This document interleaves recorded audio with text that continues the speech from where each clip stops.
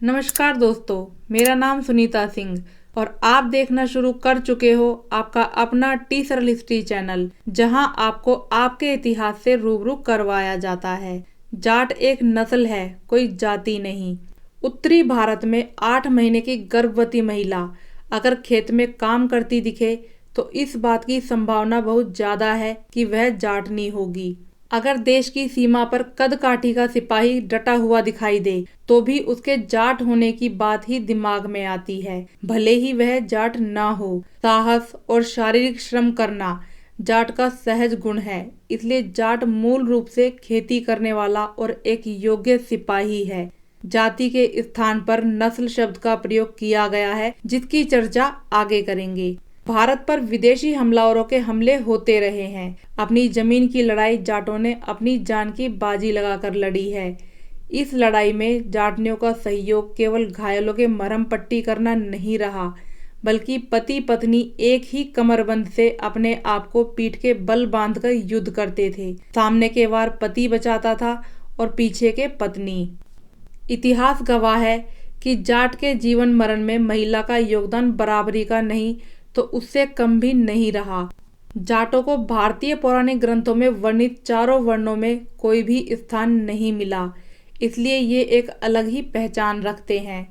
इनके चेहरे की बनावट, शारीरिक बनावट और क्षमता, त्वचा के रंग, रीति रिवाज और शारीरिक हाव भाव ही इनका इतिहास और इनके मूल स्थान का ब्यौरा देने के लिए काफी है।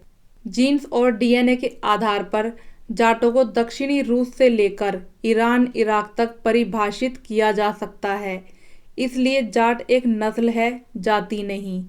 जाटों की उत्पत्ति और इतिहास पर कालिका रंजन, कानू नगो, उपेंद्र नाथ शर्मा, जदुनाथ सरकार, नत्थन सिंह और कुंवर नटवर सिंह ने काफी लिखा है।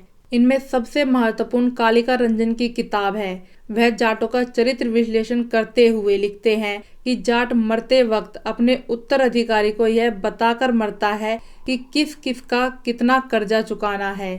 महामना पंडित मदन मोहन मालवीय ने जाटों को भारत की रीढ़ कहा है।